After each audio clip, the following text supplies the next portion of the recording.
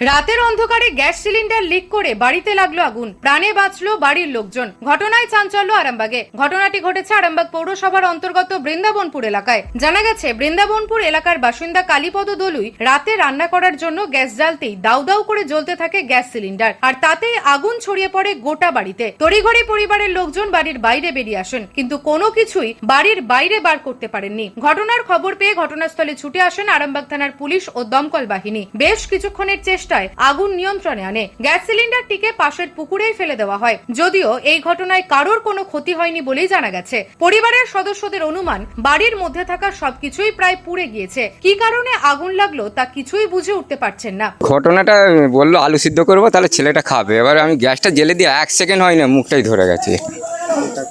তারপরে আমি এবারে ছেলেটা সামনে বসছিল, বলছে বাবা আগুন ধরে গেছে, আর টেনে বার করতে পারিনি গ্যাসটা। আমার পাটাও পুড়েছে, হাতটাও গেছে, দুয়ারে বার করেছি সিলিন্ডারটা। যে আমি দুয়ারে পুকুরের জলে ফেলেছে বোধহয়। একটাই ছিল, সে উজালা গ্যাস যেটা নিয়েছিলাম একটাই।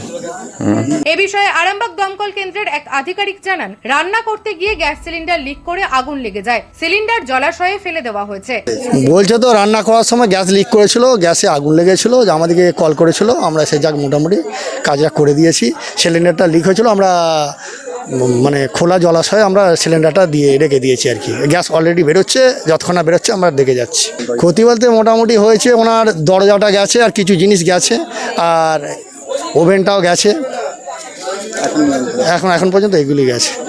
নিউজ আজ বাংলা, আরামবাগ।